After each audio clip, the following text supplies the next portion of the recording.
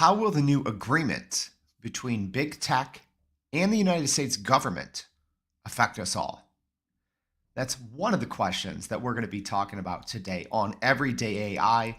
This is your daily live stream podcast and free daily newsletter, helping everyday people like you and me not just learn what's going on in the world of AI, but how we can actually leverage it. All right, so before we get started, and as a reminder, if you are joining us live, please jump in, ask a question.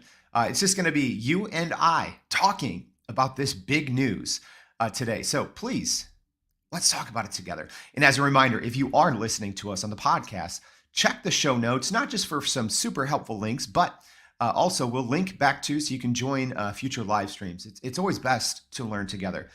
So before we talk about some of those things, actually, I'm going to go ahead and plug one thing because I can. It's my show, so I can plug things. So we haven't talked about this too much on the show, but as a reminder, go to the youreverydayai.com homepage. Don't just sign up for the newsletter while you're there. Also, sign up for our contest because we're going to be giving away 6 months of ChatGPT Plus and one-on-one training. So if you haven't done that already, please make sure to do it.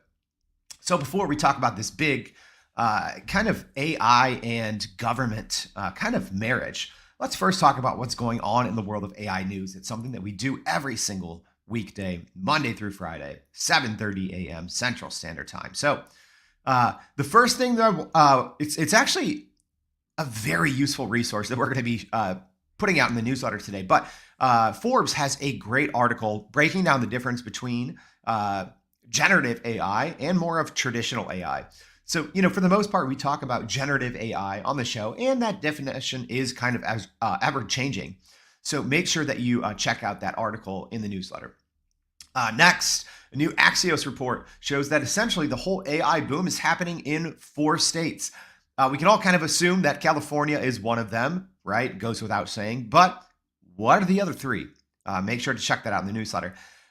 Couple big companies making some big announcements. So first, Twitter, the social media app that most of us know and love, is not Twitter anymore. It's actually just called X. So this is interesting. And yes, this is social media news, but it's also a little bit AI news as well. Here's why. So Elon Musk has said that, yes, Twitter will be called X. He's already unveiled the new logo, and they're going to be getting rid of all the traditional Twitter references, apparently. But what's important here to think is this is also Elon Musk's, his kind of push to move everything under one umbrella, which is X or X.AI. So we'll see how the X.AI project that Elon Musk announced to kind of compete with OpenAI and kind of X, the new Twitter name. We'll see how those two things relate to each other, or if they do at all. Another big one, speaking of big names, so Sam Altman, the kind of head person in charge at OpenAI, has officially unveiled his WorldCoin project. So this is a universal basic income project. So why is that important, and what does it have to do with AI, aside from the fact that it's from OpenAI's founder, Sam Altman? Well, here's what it is. And I've referenced this 2 or 3 times on the show before. So in an interview, probably about 3 months ago, 3 or 4 months ago, when kind of ChatGPT was really surging, one thing that Sam Altman said in an interview that he was worried about with ChatGPT was disinformation and economic shock. So, it's kind of coincidental, maybe not, that Sam Altman is also pushing the WorldCoin Universal Basic Income Project when he's talking about how the GPT technology and AI in general might create some economic shock. So it's something definitely to keep an eye on. All right, so not just that, much more today in our free daily newsletter. So make sure you go check that out at youreverydayai.com. Kind of have it up on the screen here. Go join go join our newsletter. It's every single day. We put a ton of work into it. So make sure to check that out. All right, so let's talk about the kind of main event here. It is the tech giants of the world meeting with the White House and President Joe Biden to talk about AI. So, as a reminder, this broke kind of late Friday morning, actually right before our show. So we kind of did a split show on Friday. We talked about, on the half front, we talked about how Apple was releasing essentially their kind of chat GPT, so Apple GPT, as some people are calling it, or Ajax. So that is rumored to be dropping in 2024. And it's a pretty big deal because it will bring whatever it ends up looking like. So whether it is a smarter Siri, whether we're chatting by default with Siri on our iPhones, it doesn't matter. But the reason why that's a big deal is it's going to bring the GPT technology or AI technology to 2 billion devices. So I think it is going to completely change how we work with our devices. But at the last second, kind of this news broke of the 7 kind of big tech companies reaching an agreement with the Biden White House. So we gave it kind of split treatment on Friday, but we're going to give it exclusive treatment for the rest of our show today. So let's talk about this. And if you're joining us live, first of all, welcome. Drop a comment. Rastafa, thank you for joining us. Jupiter, great to have you. But let's talk about what this means. First and foremost, this is not legislation.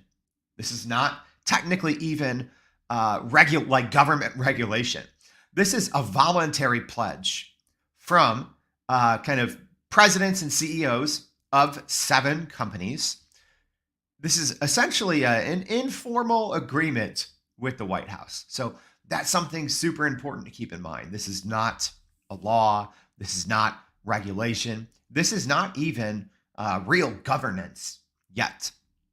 So let's break it down and let's talk about who was there and what they agreed to. And also let's talk about who wasn't there. I thought that was pretty interesting. So the big companies that were in attendance was OpenAI, Anthropic, which has their Cloud 2 chatbot, Google, Inflection, which has their chat as well, Microsoft, Meta, and Amazon Web Services. So it wasn't, Amazon. So why did I even make that differentiation? Because there's a couple big names that you would expect to be there that weren't. So a lot of companies maybe sent their second person in charge. So notably missing from this important meeting, Google's CEO, Sundar Pichai, Meta's Mark Zuckerberg, OpenAI's Sam Altman. So it was kind of interesting to me. And I'd love if you are joining us live, let me know your take on that. If you're meeting with the president of the United States, yes, all these companies have a lot of things going on, but this was a somewhat closed door session. So President Biden kind of made some open remarks with the leaders seated around the table. And then the rest of the session was closed door. But there was kind of a photo video op of these leaders in the room. So I found it pretty interesting that some of the biggest names were missing. And also, Amazon decided to send their Amazon Web Service kind of representative as well, not Amazon, the parent company. So it was kind of interesting to see who wasn't in the room. Question coming in, Maybrit asking where was Elon? Yeah, Elon wasn't there. So yeah, no representative from Twitter, obviously. So it's actually it is good to denote that. So this isn't just big tech. These are companies, for the most part, that right now are leading the push in generative AI. So these are kind of, for the most part, all of the big chats, right? So you have ChatGPT, you have Cloud 2, you have Bard, you have Pi, you have Bing Chat. And then you have Meta, which announced their Llama 2 kind of chat in partnership with Microsoft. So this was all, for the most part, those who are creating the generative AI chats and their representatives. And then obviously Amazon Web Services, AWS, which kind of power, I think most of those platforms are on AWS. So it was, yes, interesting that Twitter was not there, right? Even though Elon has his X AI platform, and also Apple wasn't there, right? Obviously, those companies have their platforms in development, And all of these other kind of companies that were represented there, they have live products. They have products that, millions of people or hundreds of millions of people are already using. So that's probably the reason why, companies like, X or Twitter, Apple were not in attendance just yet, because these are all the publicly available chats. All right. So now that we know who was there, who wasn't, and maybe why, let's talk about what these leaders actually talked about.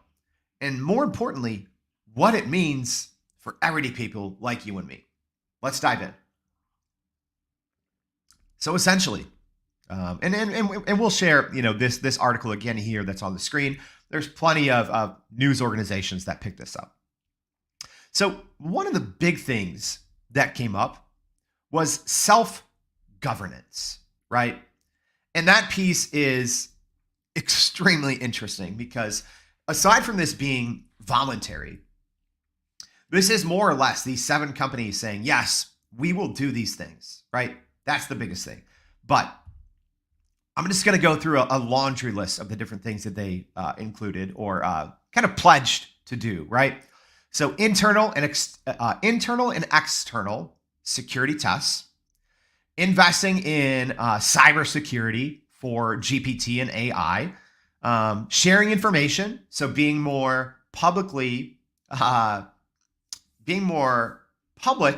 about sharing information with the public, and also sharing information with the government. So both how they are obtaining all of this data and how it's actually being used. So a little more transparency they are pledging to.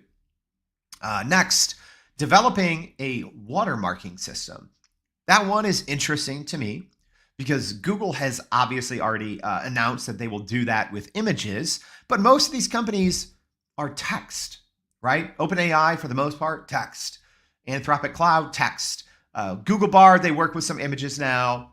Same thing with Microsoft Bing Chat, but for the most part, these companies generate text. So I guess there's this pledge or agreement that they will figure out a watermarking system, but they did not specify if this is going to be for text. Because if it is, I'm not sure how that will work, because obviously you can copy and paste what you grab out of ChatGPT or what you grab out of Google Bard. You can throw it in any text processor and strip all formatting, right? So I'm not sure how a watermark would work with text, but that's why these companies get paid the big bucks and we don't. All right, what else did they talk about? Reporting. So reporting about AI systems, about what their actual capabilities and limitations are, right? Because we're always talking about what does ChatGPT know? People share all the time how they can jailbreak ChatGPT or other AI chats, which is essentially, companies build all of these AI chats with guardrails, right? And they say, hey, conversations happen between the guardrails for safety, for consistency, for privacy, for all these other reasons. Companies build these guardrails. Then it's not terribly difficult to, quote unquote, jailbreak these systems and to make them operate outside of the guardrails. So part of this pledge is these companies sharing what the guardrails are and why, right? So again, we'll see how companies adhere to this kind of self-regulation, but that is part of it. Also, another piece to denote here is prioritizing research on risks and biases and privacy. That's another big one that I think a lot of people are rightfully concerned about, because that's an issue, right? Something that we don't really keep in mind or talk about very much with these AI chats, when we bring up the fact that, yes, they may be showing bias or, they may be perpetuating stereotypes, is, well, all of these AI chats are built from publicly available information on the internet. And guess what, everyone? The internet has prejudice. It has stereotypes, right? So if all of these chats are essentially building their foundations on what's publicly available on the internet, it is naturally going to have biases and stereotypes built into these chats, right? Also, there is real human feedback on these chats. That's how they're built. But also, humans have biases. Humans have tendencies that we may not be proud of, right? So that part is tricky, and it will be interesting to see how these companies are going to kind of police that, so to speak. So let's talk about what this means. All right, we have a comment from Fabian Molina joining us from Chile. Thank you, Fabian, for joining us. So let's talk about what this means for you and I. Here's the reality. This, in the end, means nothing, right? This is not actual laws. This is not even real regulation, right?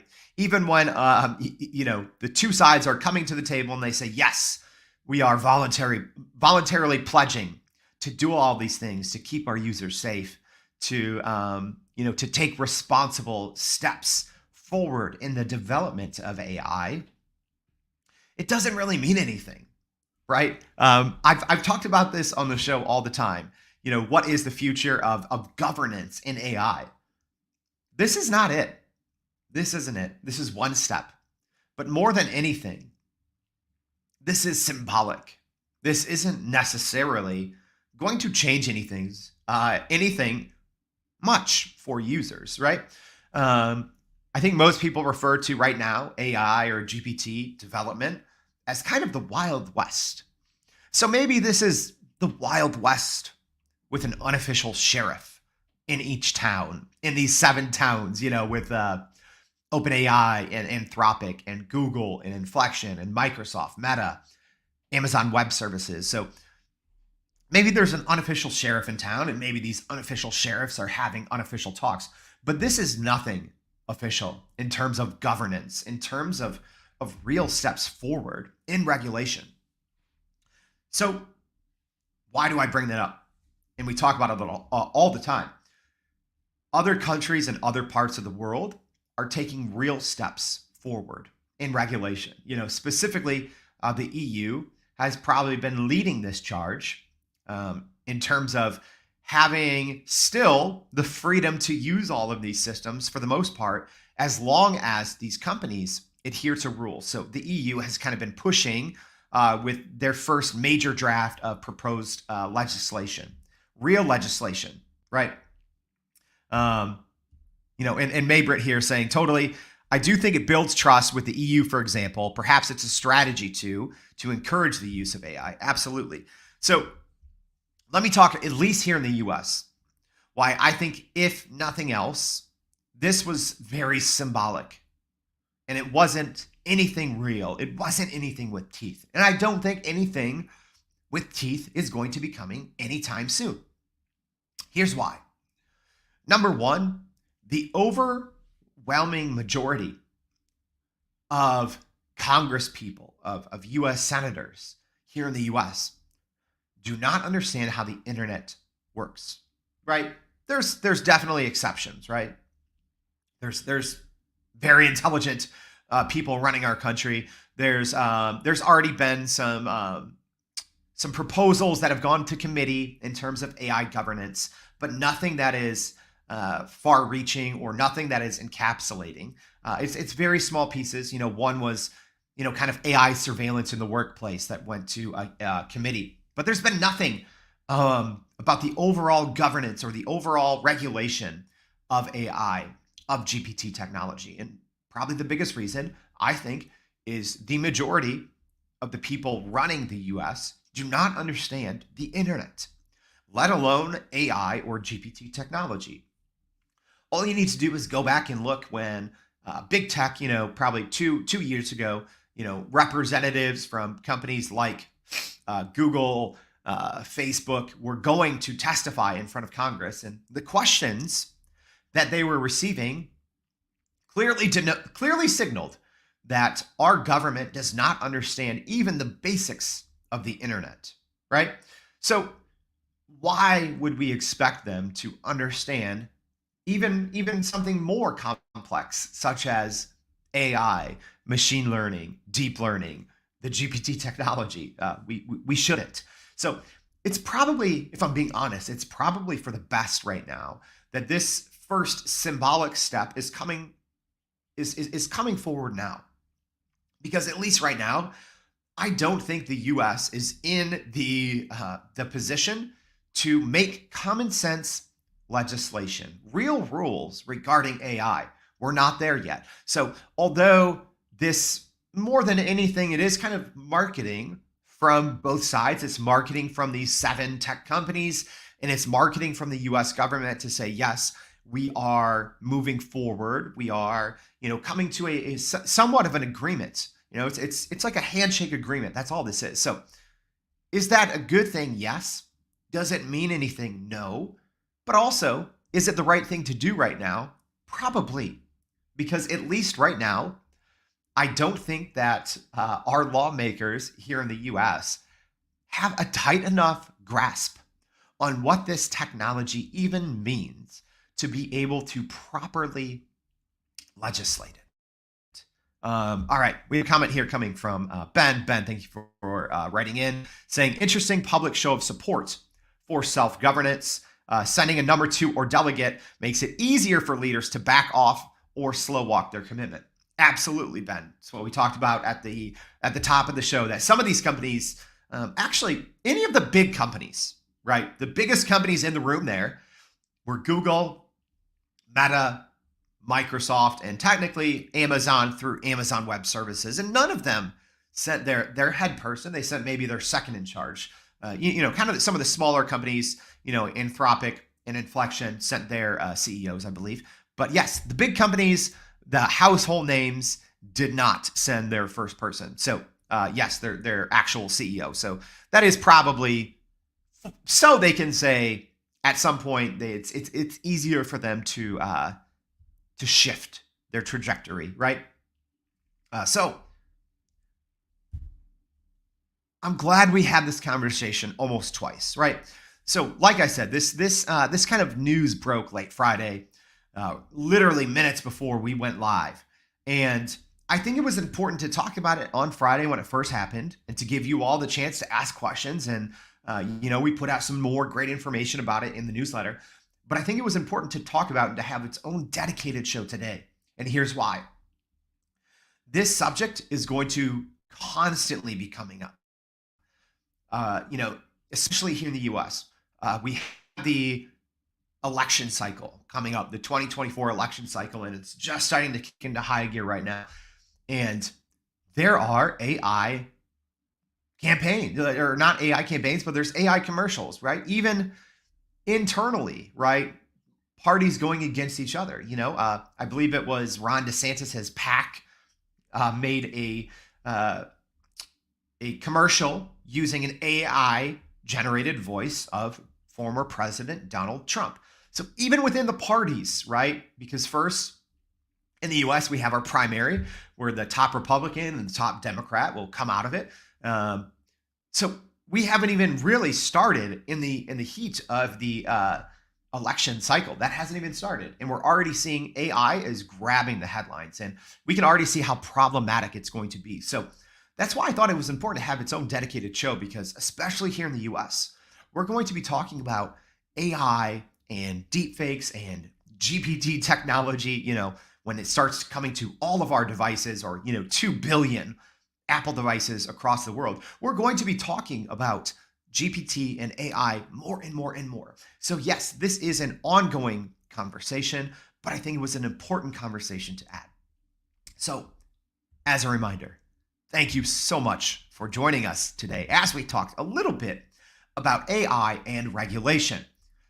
So if you want to know more, we share every single morning. We put out a newsletter recapping not just what we talked about in our show, but everything else that's going on in the world of AI. So we break down the AI news. We have our fresh finds, which is essentially different happenings across the internet, new AI softwares and tools, and a daily tutorial that our team puts together. So please make sure to check that out. Go check out the contest for 6 free months of ChatGPT Plus and free training. So I hope this was helpful to talk about kind of this self-governance in AI.